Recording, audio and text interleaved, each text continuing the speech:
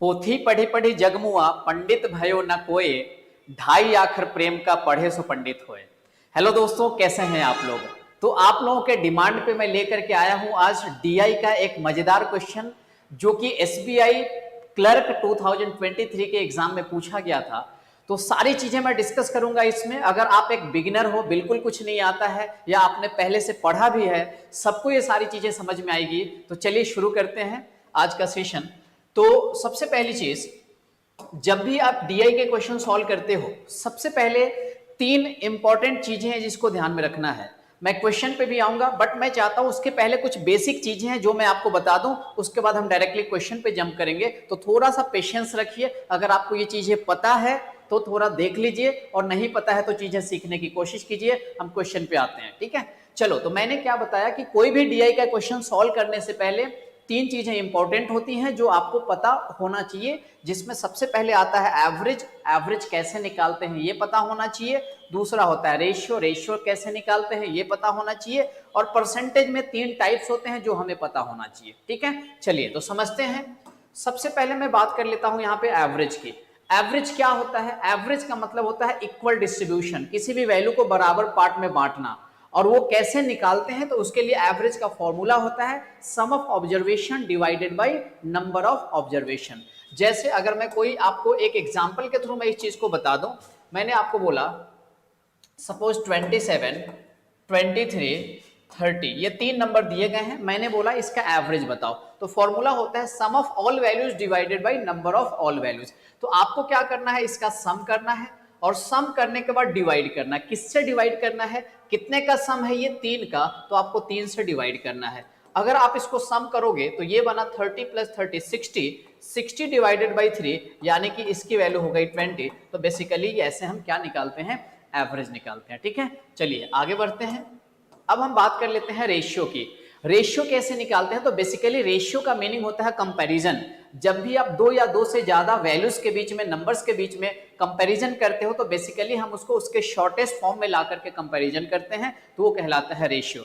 जैसे एग्जांपल के थ्रू हम समझने की कोशिश करते हैं। जैसे मान लीजिए आपके पास कोई दो नंबर है। मान लो एक नंबर है आपके पास 20 और दूसरा नंबर है आपके पास 25। मैं बोलता हूं इसका रेशियो निकालो, तो बेसिकली ये सिंबल होता है रेशियो का। अगर मुझे इन दो नंबर का रेशियो निकालना है तो सबसे पहले हम क्या करेंगे? एक ऐसा नंबर देखेंगे जो इन दोनों को कट करे, जो इन दोनों को कट करे। तो 5 इन दोनों को कट करता है।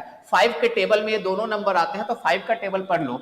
5 4 जा, 5 5 जा। अब ये जो दो नंबर आ गए, क्या ये दोनों नंबर फिर से कटेंगे? नहीं कटेंगे। तो यही इन दो नंबर का रेशियो हो गया, ठीक है। तो इस तरह से हम क्या निकालते हैं? रेशियो निकालते हैं। ये सारी चीजें मैं क्यों बता रहा हूं? क्योंकि जब आप डीआई के क्वेश्चन सॉल्व करेंगे, इसके बिना डीआई के क्वेश्चन आप सॉल्व नहीं कर पाएंगे।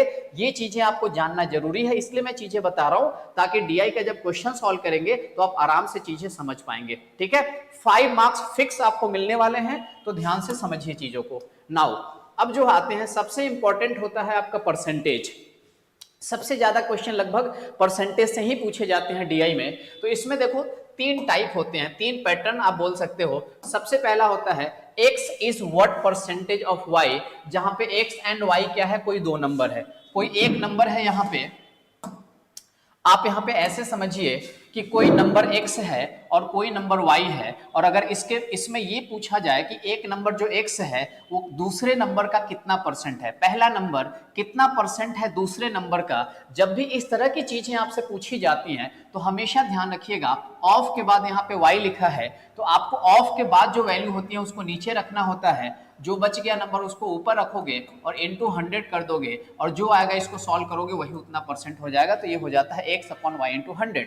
इसी को अगर मैं हिंदी में बोलूं तो x is what percentage of y को क्या लिख सकते हैं? x y का कितना प्रतिशत है, x y का कितना प्रतिशत है। तो कैसे निकालते हैं इसमें? तो y का कितना प्रतिशत, तो आपको क्या करना होता है? y को नीचे रख देना है, x को ऊपर रखना है, इंटू 100 कर देते हो, जो आता है वही हमारा आंसर हो जाता है, उतना परसेंट। जैसे यहाँ पे लिखा है 40 इज व्हाट परसेंटेज ऑफ 200। जैसे आपको निकालना है 40 इज व्हाट परसेंटेज ऑफ 200, तो आपने 40 लिख दिया, 40x हो गया, 200 आपका y हो गया, तो 200 को नीचे लिख देंगे और इनटू कितना हो जाएगा? 100 हो जाएगा, इतना परसेंट आ जाएगा। अब इसको कट कर लीजिए, आप देख सकते हैं यहाँ पे 45 जा 200 होता है, और 5 1 जा 5, 5 से जाएगा 20, तो इसका आंसर कितना आ जाएगा आपका? 20%, यही क्या हो गया हमारा राइट आंसर हो गया। लेकिन इसी बात को मैं एक दूसरे तरीके से आपको समझाने की कोशिश करता हूं। जब भी ऐसी चीजें आएंगी आपको थोड़ा सा और शॉर्टकट यूज करना है। जो नंबर है, जैसे 40 एंड 200 की बात हो रही थी, 40 एंड 200 लिख करके आप इसका रेशियो निकाल लेंगे। पहले यहीं पे रेशियो क्या करोगे, निकाल लोगे। 40 1 जा 40, 45 जा 200, ये बन गया 1 और ये बन गया 5। अब इसको मान लेंगे x, इसको मान लेंगे y। x is what percent of y, या x कितना परसेंट है, x y का कितना परसेंट है, तो आपको नीचे में रख देना है 5, ऊपर में रख देना है 1 इंटू 100, और यही हो जाएगा उतना परसेंट।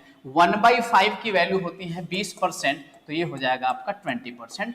ऐसे भी हम यहाँ पे इसको निकाल सकते हैं। ठीक है, ये चीजें मैं इसलिए बता रहा हूं क्योंकि आगे जब क्वेश्चन सॉल्व करोगे डीआई का उसमें यूज आएगा। तो दोस्तों पेशेंस के साथ चीजें देखिए। मेरा मेन काम आपको चीजें सिखाना है। मैं चाह रहा हूं कि आप सारी चीजें अच्छे से सीख पाएं, तो जो आगे क्वेश्चन डिस्कस करूंगा मैं उसमें ये सारी चीजें काम में आएंगी आपको। ठीक है, चलिए दूसरा फॉर्मेट होता है परसेंटेज का, जहां पे क्वेश्चन कुछ इस फॉर्मेट में आपसे पूछे जाते हैं कि x is what percentage more or less than y, x is what percentage more or less than y, means x y से कितना परसेंट अधिक या कम है, x y से कितना प्रतिशत अधिक या कम है, उसी बात को बोलेंगे x is what percentage more or less than y।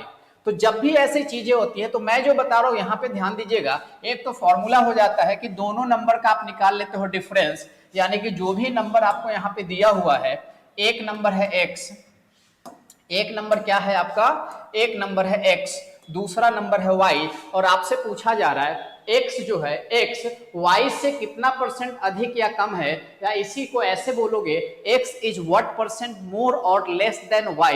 तो इसके लिए आपको क्या करना है, सबसे पहले इन दोनों नंबर का डिफरेंस ले लेना है। क्या ले लेना है, डिफरेंस ले लेना है, और डिवाइड करना है। किससे डिवाइड करना है, जिससे कंपेयर कर रहे हो। इंग्लिश में पढ़ोगे तो देन के बाद जो वैल्यू आएंगे उससे हमें क्या कर देना है, डिवाइड कर देना है, और यहाँ पे इंटू 100 लगा देना है। इतना परसेंट हमारा क्या हो जाएगा, आंसर हो जाएगा। ठीक है, एक तरीका ऐसे हो गया। दूसरी चीज, जैसे एग्जाम्पल में समझो 150 is what percent more than 100, तो आप क्या करोगे, यहां पे लिखा आपने 150, यहां पे आपने लिखा 100। अब आपको क्या करना है, इन दोनों नंबर का रेशियो पहले निकाल लीजिए। ऐसे करेंगे तो इजी वे में कर पाएंगे। पहले रेशियो निकाल लीजिए, 53 जा, ये हो गया आपका 52 जा। अब ये x बन गया, ये y बन गया। तो अभी क्या फॉर्मूला था, x एंड y का डिफरेंस, इन दोनों का डिफरेंस निकाल लो। 3 एंड 2 का डिफरेंस आता है 1, उसके बाद कंपेयर 2 से कर रहे हो तो नीचे आ जाएगा आपका 2, और यहाँ पे आप लगा देंगे इंटू 100%, और 1/2 की वैल्यू कितनी होती है, 50%। तो यही आपका क्या हो गया, करेक्ट आंसर हो गया। ठीक है, समझ में आ रही है आपको बातें।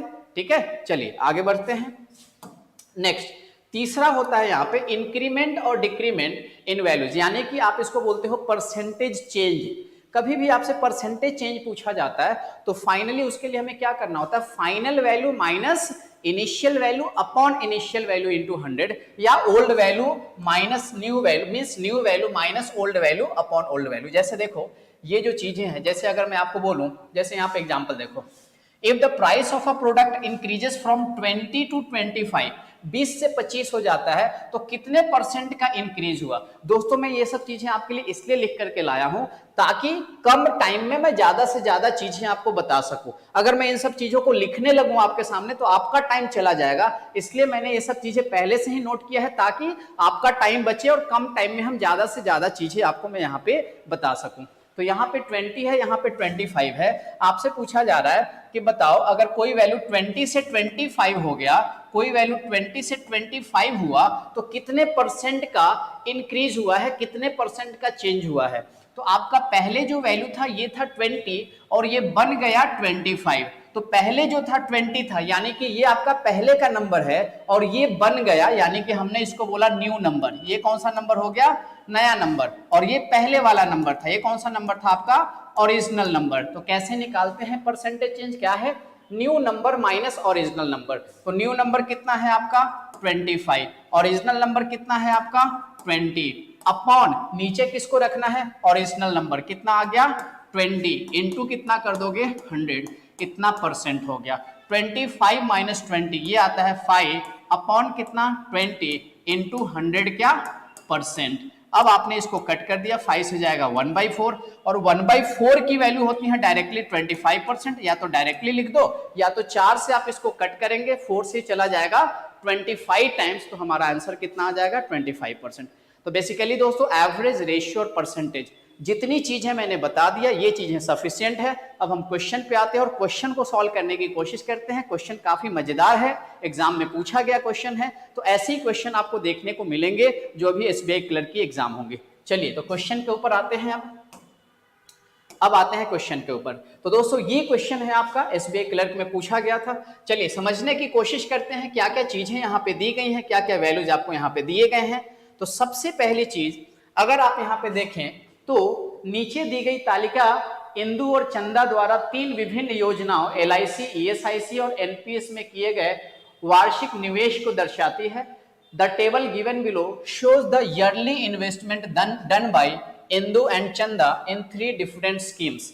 बेसिकली ये क्या है, 3 डिफरेंट स्कीम है और इस 3 डिफरेंट स्कीम में इंदु एंड चंदा ने इन्वेस्टमेंट किया हुआ है। कितना कितना इन्वेस्टमेंट किया है उसके बारे में आपको दिया गया है। जैसे इंदु ने किया है 24,000, एलआईसी में, ईएसआईसी में 19,500, एनपीएस में 16,000। इसी तरह से यहाँ पे ये जो डेटा है चंदा के बारे में दिया हुआ है कि चंदा ने कितना किया, 48,000 एलआईसी में, 12,000 ईएसआईसी में एंड 18,000 कहाँ पे, एनपीएस में। तो बेसिकली कितने इन दो लोगों ने, इंदु ने एंड चंदा ने इस अलग अलग स्कीम में कितने कितने रुपए इन्वेस्ट किए हैं उससे रिलेटेड आपको यहाँ पे क्वेश्चन दिया हुआ है। डेटा समझ चुके हैं आप। चलो क्वेश्चन के ऊपर आते हैं, क्वेश्चन देखते हैं क्वेश्चन कैसा है। देखिए दोस्तों सबसे पहला क्वेश्चन ये रहा, दोनों में लैंग्वेज में लिखा हुआ है। अगर आप इंग्लिश में कंफर्टेबल है इंग्लिश पर हैं, हिंदी में अगर आपको समझ में आता है तो आप यहाँ पे हिंदी में भी क्वेश्चन को देख सकते हैं। चलिए पहले मैं क्वेश्चन को इंग्लिश में पढ़ दूं। Find the ratio of the sum of the yearly investment of Indu in LIC and NPS to the sum of the yearly investment of Chanda in ESIC and NPS. इसी बात को मैं हिंदी में एक बार रीड कर देता हूं। इंदु द्वारा एलआईसी और एनपीएस में किए गए वार्षिक निवेश के योग का चंदा द्वारा ईएसआई और एनपीएस में किए गए वार्षिक निवेश के योग से अनुपात ज्ञात करें, रेशियो निकालें। अभी मैंने थोड़ी देर पहले आपको रेशियो बताया था कैसे निकालते हैं, आप सीख चुके हैं उस बात को। अगर आपको नहीं समझ में आया था तो इस वीडियो को फिर से दोबारा रिपीट करके देखिएगा। मैं आशा करता हूं आपको सारी चीजें समझ में आएंगी, है ना। काफी मेहनत से चीजें मैं बताने की कोशिश करता हूं, आपको हर एक चीज समझाता हूं, तो आराम से अच्छे से देखिए, सारी चीजें क्लियर होंगी।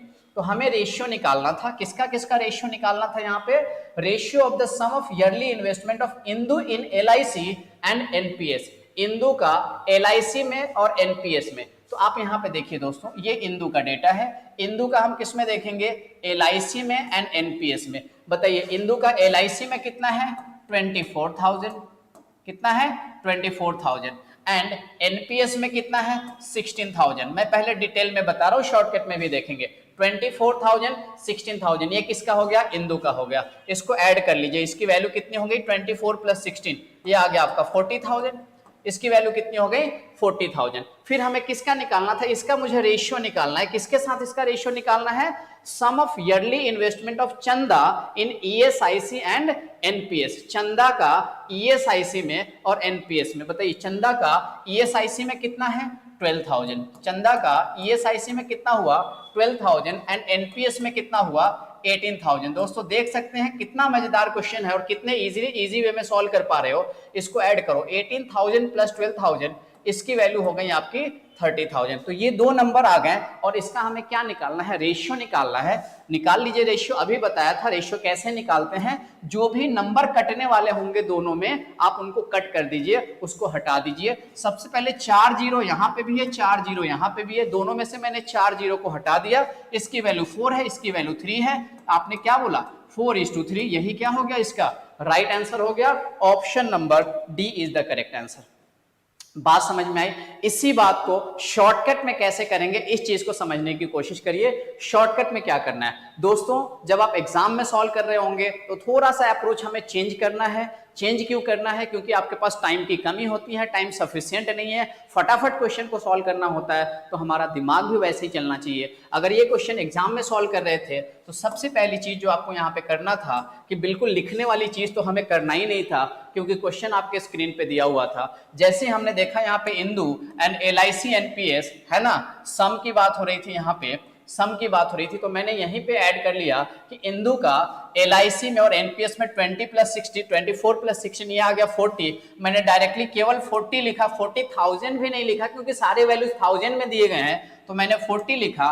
और उसके बाद यहाँ पे आपको दिया हुआ था चंदा का, किसमें चंदा का निकालना था? ESIC एंड NPS में। चंदा का मैंने देखा ESIC और NPS 18 + 12 ये हो गया आपका 30, और डायरेक्टली इसका रेशियो 4:3 आ गया। ये बात केवल मैं मन में सोच सकता था, डायरेक्टली आप इसका आंसर बता सकते थे, इसका यहाँ पे लिखने वाली कोई भी बात नहीं थी। ठीक है, समझ में आया आपको?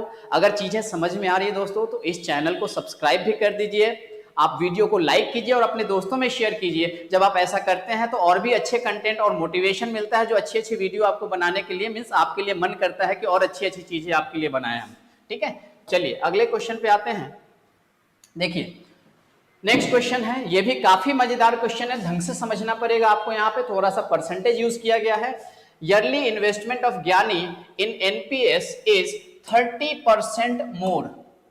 ध्यान से समझेंगे दोस्तों, ईयरली इन्वेस्टमेंट ऑफ ज्ञानी इन NPS is 30% more than the average yearly investment of Chanda in LIC and ESIC. Find the yearly investment of Indu in ESIC is what percentage of the yearly investment of ज्ञानी in NPS. पहले इसी बात को मैं हिंदी में पढ़ देता हूं। ज्ञानी द्वारा NPS में किया गया वार्षिक निवेश चंदा द्वारा LIC और ESIC में किए गए औसत वार्षिक निवेश से 30% अधिक है। इंदु द्वारा ESIC में किया गया वार्षिक निवेश ज्ञानी द्वारा NPS में किए गए वार्षिक निवेश का कितना प्रतिशत है, यह ज्ञात करें।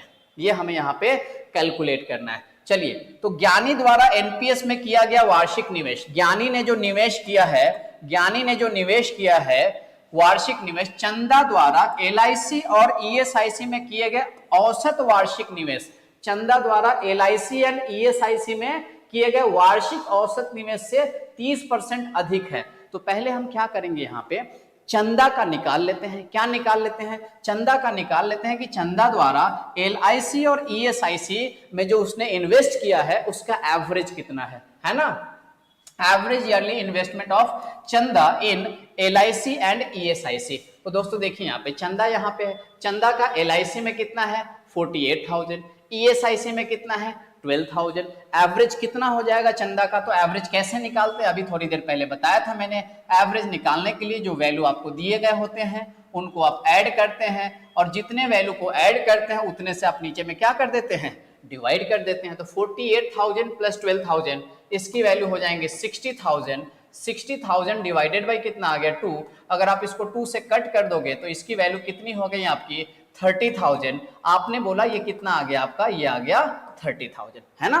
यानी कि आप यहाँ पे बोल सकते हो कि average yearly investment of Chanda in LIC and ESIC कितना आया 30,000। चंदा का जो ईयरली इन्वेस्टमेंट आ गया वो कितना आ गया 30,000। यहां तक आपको बात क्लियर है? ये किसका इन्वेस्टमेंट आ गया? चंदा का आ गया, चंदा का इन्वेस्टमेंट है ना। ये किसका इन्वेस्टमेंट है? इन्वेस्टमेंट ऑफ चंदा। ये किसका आ गया? चंदा का आ गया। यहां तक बात क्लियर है? ये चंदा का इन्वेस्टमेंट आ गया, ठीक है। नाउ अब यहाँ पे ज्ञानी के इन्वेस्टमेंट के बारे में बोला जा रहा है कि ज्ञानी जो है, ज्ञानी का NPS में जो इन्वेस्टमेंट है वो 30% ज्यादा है। क्या है? 30% ज्यादा है। ज्ञानी का इन्वेस्टमेंट इससे 30% ज्यादा है। तो दोस्तों ज्ञानी का इन्वेस्टमेंट कितना हो जाएगा? ज्ञानी का इन्वेस्टमेंट कितना हो जाएगा, हम पहले यहां से ये निकाल लेते हैं, ठीक है। चलिए, तो इन्वेस्टमेंट ऑफ ज्ञानी, इन्वेस्टमेंट ऑफ ज्ञानी, ज्ञानी का इन्वेस्टमेंट कितना हो जाएगा यहाँ पे? तो ज्ञानी का इन्वेस्टमेंट इससे 30% ज्यादा है, इससे 30% ज्यादा है। तो दोस्तों इसका 30% कितना होगा? इसका 10% होगा 3,000। इस नंबर का 10% होगा 3,000। अगर मैं इसका 30% निकालूं, 10% की वैल्यू 3,000, तो 30% की वैल्यू कितनी हो जाएंगी? 3 टाइम्स 9,000, यानी कि इन्वेस्टमेंट ऑफ ज्ञानी, ज्ञानी का जो इन्वेस्टमेंट होगा 30,000 से 9,000 ज्यादा हो जाएगा, यानी कि 30,000 में हमें कितना ऐड करना पड़ेगा, 9,000 हमें यहाँ पे ऐड करना होगा, यानी कि ज्ञानी का जो इन्वेस्टमेंट हो जाएगा ये हो जाएगा 39,000। यहाँ तक आपको बात क्लियर है?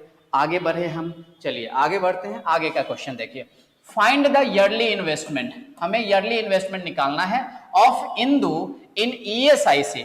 Find the yearly investment of Indu in ESIC। Yearly investment of Indu, Indu का ESIC में, तो इंदु का ESIC में कितना है यहाँ पे 19,500, इंदु का कितना है 19,500। Yearly investment of Indu in ESIC कितना है 19,500 is what percentage of yearly investment of ज्ञानी। तो ज्ञानी का तो इन्वेस्टमेंट हमने यहाँ पे निकाल लिया है ना, ज्ञानी के साथ कंपेयर करना है, तो मैंने अभी बताया था जिसके साथ कंपेयर करना है उसको आप लिख देंगे, उसका रेशियो निकालेंगे पहले। अगर आप ध्यान से देखें ये 0 से ये 0 कैंसिल हो जाएगा, 1950 का दोस्तों डबल होता है 3900, ये 2 टाइम चला गया, ये 1 आ गया, यहाँ पे ये 2 आ गया।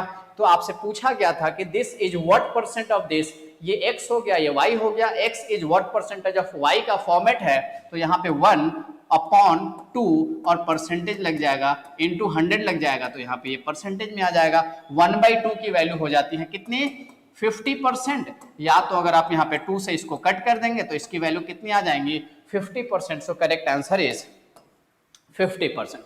राइट आंसर कितना आ गया 50%। एग्जाम में दोस्तों अब ये अप्रोच हमारा नहीं होगा, शॉर्टकट में हमें सॉल्व करना होता है, एग्जाम में टाइम की कमी होती है। तो अब एग्जाम में अगर आप इस चीज को सॉल्व करेंगे तो कैसे करेंगे, मैं ये चीज आपको समझाने की कोशिश करता हूं। मैं डिटेल भी बता रहा हूं और शॉर्टकट में भी बता रहा हूं, ताकि अगर आप एक बिगिनर हैं, आपको कुछ भी नहीं पता है, आपको भी समझ में आए, और अगर आपको चीजें पता है तो आप उस शॉर्टकट को समझे और एग्जाम में अच्छे मार्क्स स्कोर करें। ठीक है, चलिए अगर हम यहाँ पे शॉर्टकट की बात कर ले कि शॉर्टकट में कैसे करना है, तो दोस्तों जैसे ही देखा 30% मोर, किससे 30% ज्यादा, तो average yearly investment, average yearly investment चंदा का LIC एंड ESIC। स्क्रीन पे क्वेश्चन होंगे, चंदा का LIC और ESI 48 + 12 60, 2 से डिवाइड कर देंगे 30, आप यहीं पे समझ गए इसका 30 आ गया। जैसे ही आपने समझा इसका 30 आ गया, ज्ञानी का इससे 30% ज्यादा, इसका 30% होता है 9,000, आपने मन में ही ऐड कर लिया 9,000, आप समझ चुके हैं कि इसकी वैल्यू कितनी हो गई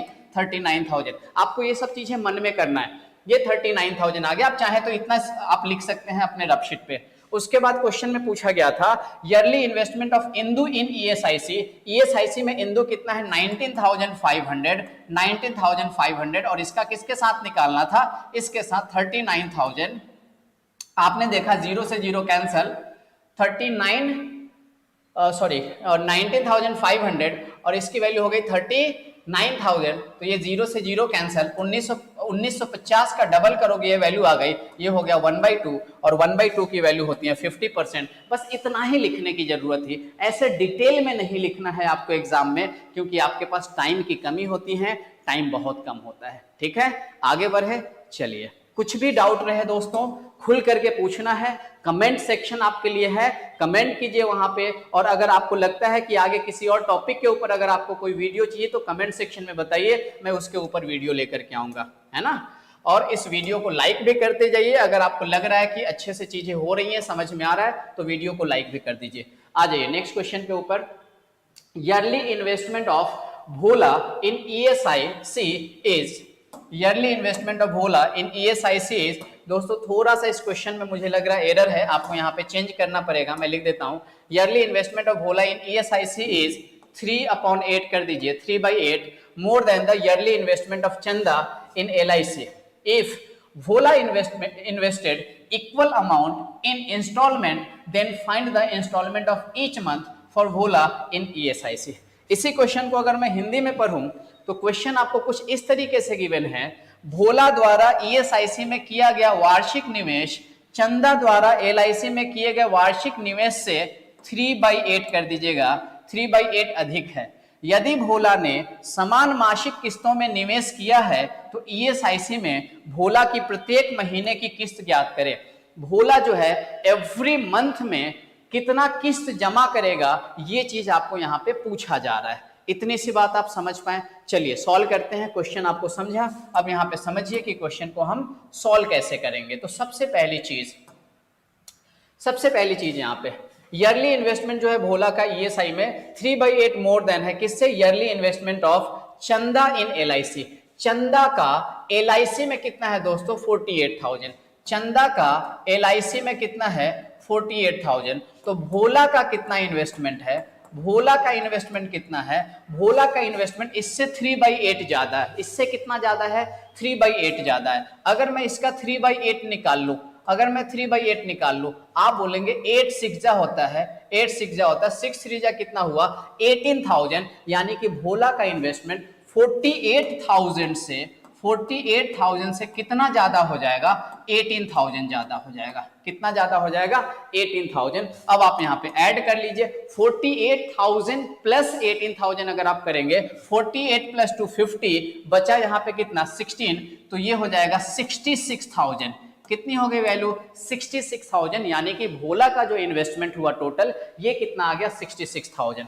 अब क्वेश्चन में दिया है, ये Bhola invested equal amount in installment. अगर भोला जो है इन्वेस्ट करता है इक्वल अमाउंट, कैसे करता है, इंस्टॉलमेंट में करता है। कैसे इन्वेस्ट करता है, इंस्टॉलमेंट में इन्वेस्ट करता है। Then find the instalment of each month, तो उसका एवरी मंथ का कितना आएगा ये पता करना है। तो दोस्तों आप समझ चुके हैं अच्छे से कि भोला जो है, भोला को जो टोटल जो इन्वेस्ट करना है, कितना करना है, 66,000 करना है, एक साल में करना है, लेकिन एवरी मंथ में इक्वल करना है, हर महीने में बराबर करना है, हर महीने में इक्वल करना है।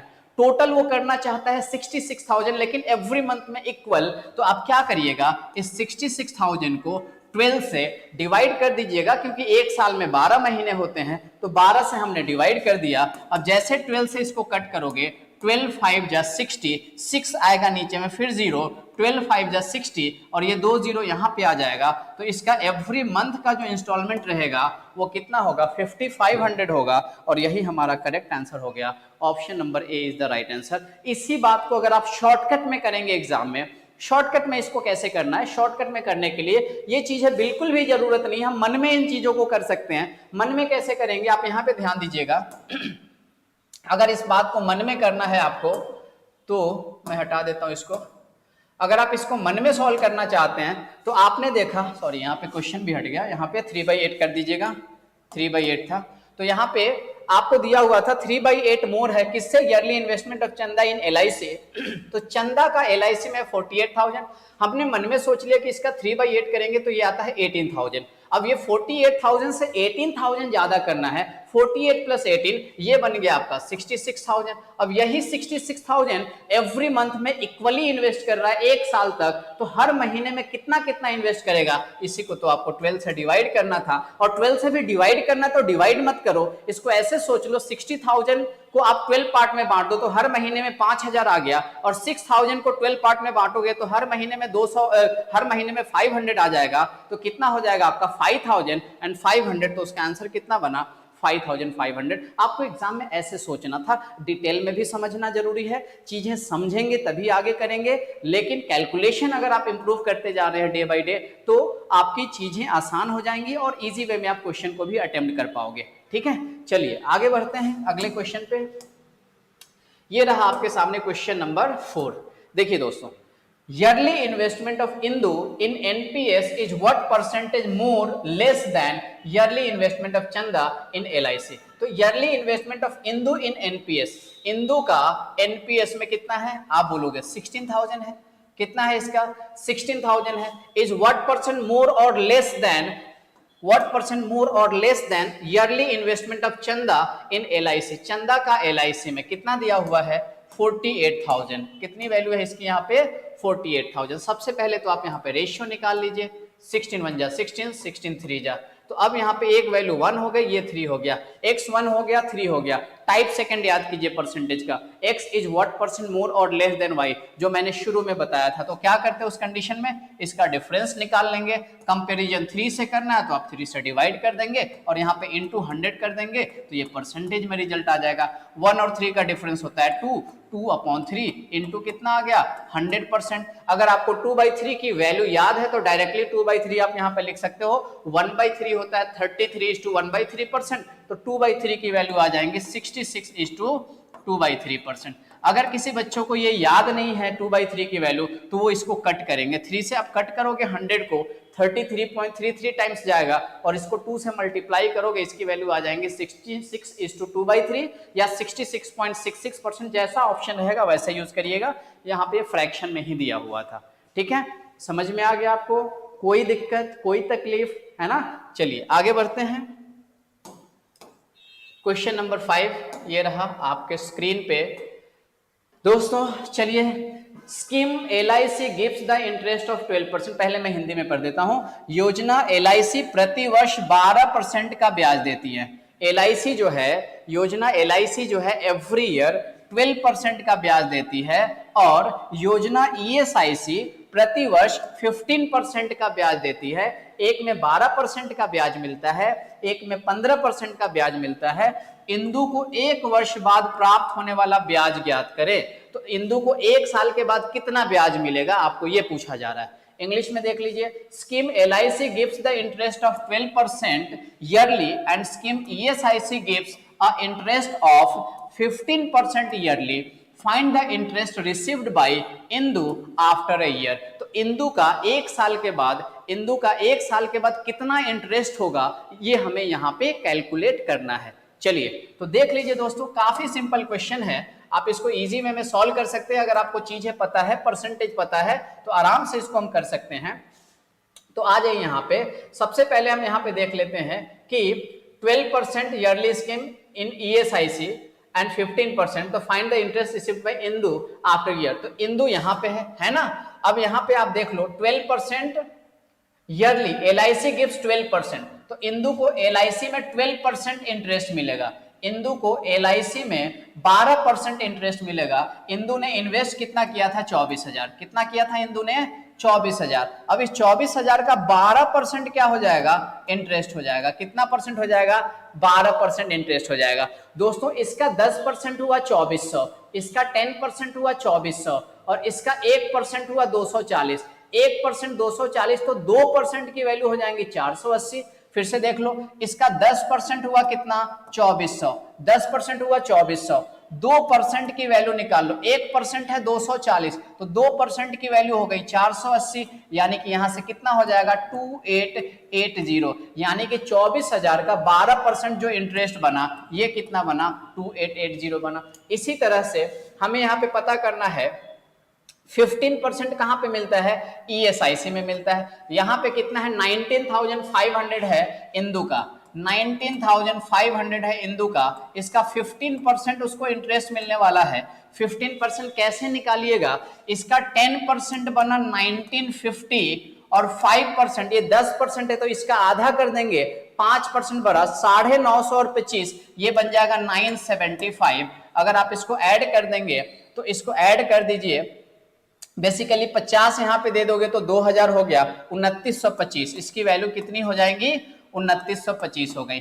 ठीक है, अच्छा तो ये आ गया किसका, ये आ गया आपका इंटरेस्ट LIC का, और किसका आ गया, ESIC का, ये इंटरेस्ट आ गया। 1 साल के बाद कितना मिलेगा, तो इन दोनों को हमें क्या करना पड़ेगा, ऐड करना पड़ेगा। ऐड कर दीजिए, 2880 में 2925 ऐड करिएगा, तो इसको ऐड कर दीजिए, 5 8 2 10, 8 9 17 18, 2 2 4 और 1 कितना हो गया, 5 हो गया। तो बेसिकली इसकी वैल्यू कितनी हो गई आपकी, 5805। Option number E is the right answer. ठीक है, अगर वैसे बच्चे जिनको ये सारी चीजें पता है, ये जो मैंने लिख करके किया, ये आप मन में कर सकते थे। कैसे मन में कर सकते थे, डायरेक्टली आपको 12% निकालना था 24,000 का।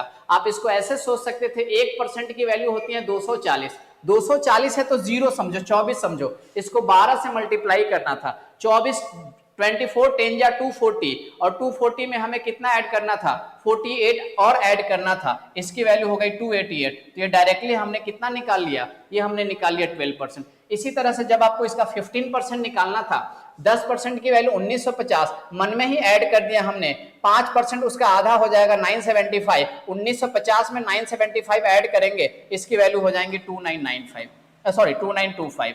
अब इसको ही हमें ऐड कर देना था और ये 5805 आपका आंसर आ गया। ऐसे पूरा लिखने की जरूरत नहीं थी।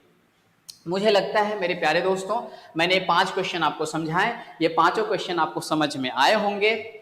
तो ये था हमारा एसबीआई क्लर्क का एक्सपेक्टेड क्वेश्चन, जो कि मैक्सिमम चांसेस है कि इस टाइप के क्वेश्चन अभी आने वाले एग्जाम में, जो एसबीआई की एग्जाम होने वाली है, उसमें आपसे पूछे जाएंगे। ठीक है, तो चलिए आज का सेशन इतना ही रहने देते हैं। मुझे आपका फीडबैक चाहिए कि जो मैं चीजें आपको बता रहा हूं वो आपको कैसा लगा। अगर आपको अच्छा लग रहा है तो कमेंट सेक्शन में कमेंट करके आप उस चीज को शो कर सकते हैं। अगर आपको चीजें अच्छी लग रही हैं तो आप वीडियो को लाइक कर सकते हैं, अपने दोस्तों के साथ शेयर करिए।